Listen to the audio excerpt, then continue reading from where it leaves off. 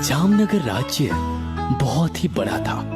लोग भी वहां काफी रहते थे और राजा और रानी भी बहुत अच्छे थे।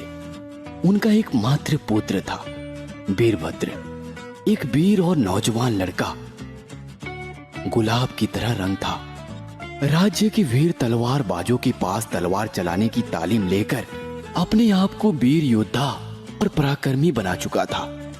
उसकी एक ही खराब आदत थी, वह थी उसकी जिद। वह जो बोलता राजा और रानी को वह सुनना ही पड़ता।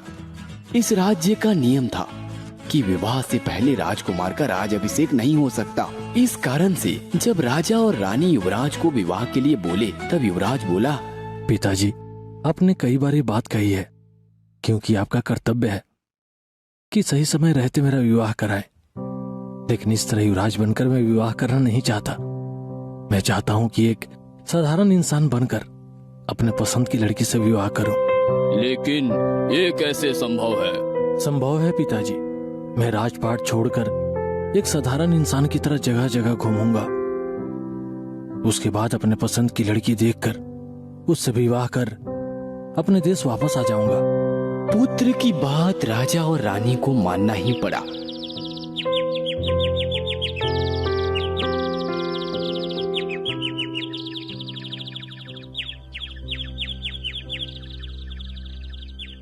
युवराज अपने राजभेष को त्याग कर निकलने के तैयार हुए। तभी रानी एक पोटले में भोजन पकाकर पुत्र को दी और कही, इसे रखो, रास्ते में भूख लगने पर खा लेना। ठीक है माँ, मैं चलता हूँ पिताजी। संभल के रहना पुत्र, और जल्दी वापस लौटना। हाँ माँ, आप सब चिंता ना करें, मैं जल्दी वापस लौट आऊंगा। ये कहकर वीरभद्र निकल गया एक अनजान देश की ओर।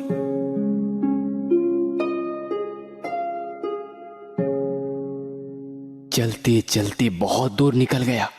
पहाड़ों के नीचे छोड़कर नदी पार कर युवराज चलता ही रहा।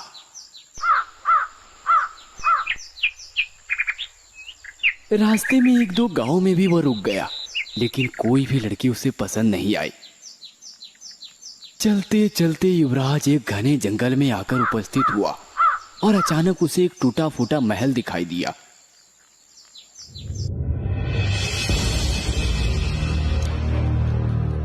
अरे, इस घने जंगल के बीच में महल कहाँ से आया? एक बार जाकर देखता हूँ उस महल में कोई है या नहीं।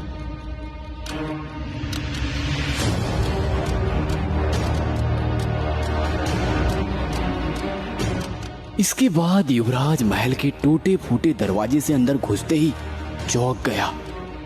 चारों ओर साफ सफाई और इधर उधर सोने गहने पैसे भरे पड़े थे।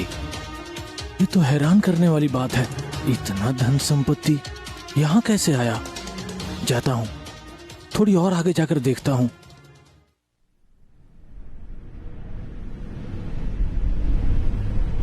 इसके बाद युवराज की नजर में आई एक घर के अंदर एक सोने के पिंजरे में एक तोता कैद है और उसके गले में हीरे की माला लटकी हुई है।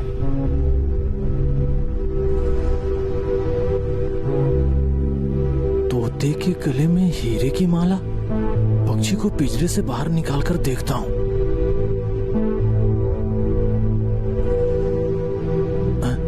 लगता है कोई इधर आ रहा है। मुझे यही छुपकर सारी घटना जाननी होगी। इसके बाद युवराज एक खंबे के पीछे छुप गया। उसके बाद एक डरावनी सी शक्ल वाला राक्षस उसी घर में प्रवेश करता है।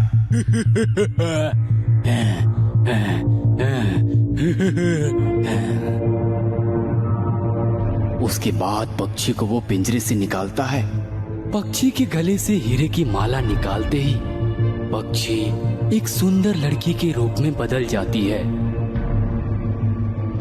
युवराज पूरी घटना को अपनी आंखों से देखने के बाद बहुत ही डर गया, लेकिन मुंह से कोई आवाज ना निकालते हुए चुपचाप देखने लगा। राक्षस उस तरफ खा पीकर आराम से सो गया और कुछ ही समय बाद जोर जोर से खराटे मारने लगा और वो लड़की बिन सोई ही राक्षस के पैर दबाने लगी।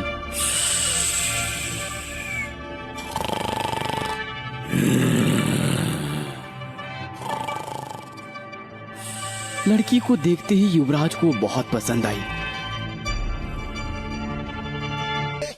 अगले दिन राक्षस वापस उस लड़की को हीरे की माला पहनाकर तोते में बदलकर पिंजरे में कैद कर दिया और वहां से निकल गया।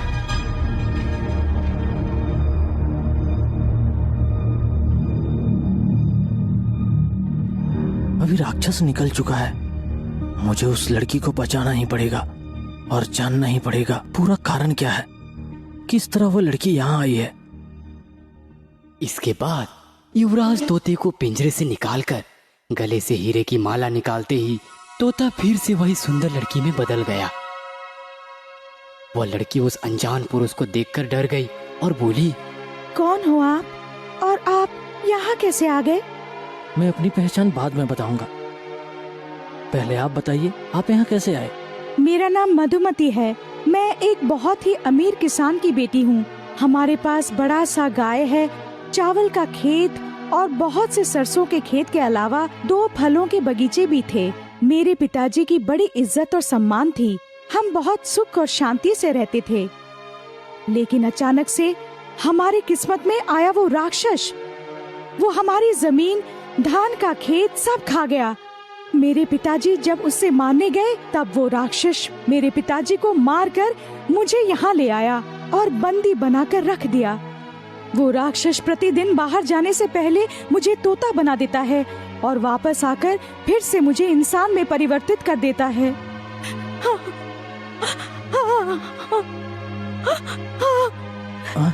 मधुमती, तुम चुप हो जाओ, अभी ये रोने का समय नहीं है। उस राक्षस के कैद से मैं तुम्हें आजाद करके ले जाऊंगा। चलो चलो यहाँ से। नहीं नहीं, बिल्कुल नहीं। हमारे यहाँ से चले जाने पर वो राक्षस अपनी मायावी शक्ति से सब जान जाएगा। मैं तो मरूंगी ही, वो आपको भी मार डालेगा। उस राक्षस के हाथों से बचने का क्या उपाय है? कैसे मार सकते हैं उसे? एक ही उपाय है। उस राक्षस के गले में एक माला है और उस माले में ही उसका प्राण है। अगर आप उस माले को तोड़ सकते हैं तो वो राक्षस मर जाएगा। समझ गया। राक्षस के आने का समय हो गया है। आप मुझे जल्दी से माला पहनाकर फिर से तोते में बदलकर पिंजरे में कैद कर दीजिए। जल्दी कीजिए। इसके बाद युवराज लड़की को तोते में परिवर्तित कर फिर से पिंजरे में भरकर खंबे के पीछे छिप गया। राक्षस वहां आकर लड़की को तोते में परिवर्तित कर भोजन करने बैठ गया।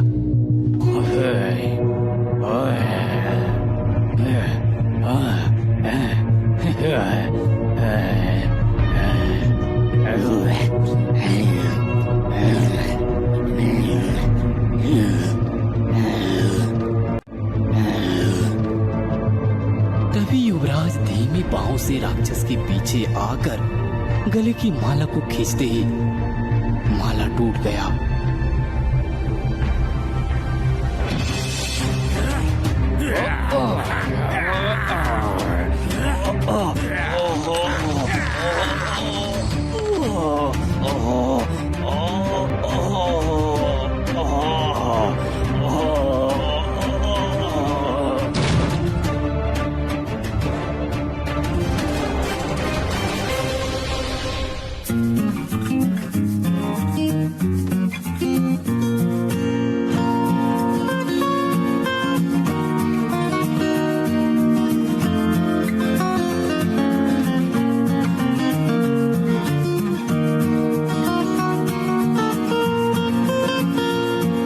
राक्षस मर गया। अब मैं इस राक्षस के कैद से मुक्त हो गई। आपका मैं किस मुंह से शुक्रिया अदा करूं? इसमें शुक्रिया अदा करने वाली कौन सी बात है? ये तो मेरा कर्तव्य है। कर्तव्य? कैसा कर्तव्य? मैं जामनगर का युवराज हूँ और एक युवराज का कर्तव्य है दूसरों को मुश्किलों में रक्षा करना और उनकी मदद करना। क्या आप युवराज हैं? मधु, मुझे कुछ कहना था तुमसे। पता नहीं तुम राजी होगी या नहीं। क्या बात? मैं तुम्हें अपने राज्य की महारानी बनाना चाहता हूँ। लेकिन मैं... कोई लेकिन वेकिन नहीं, मुझे तुम बहुत पसंद आ गई हो। मैं तुमसे शादी करना चाहता हूँ। मेरी किस्मत में इतनी बड़ी चीज लिखी है, मैं कभी सोच भी नहीं सकती थी। आप एक युवराज हैं, इसलिए आपके प्रस्ताव को मना नहीं कर सकती।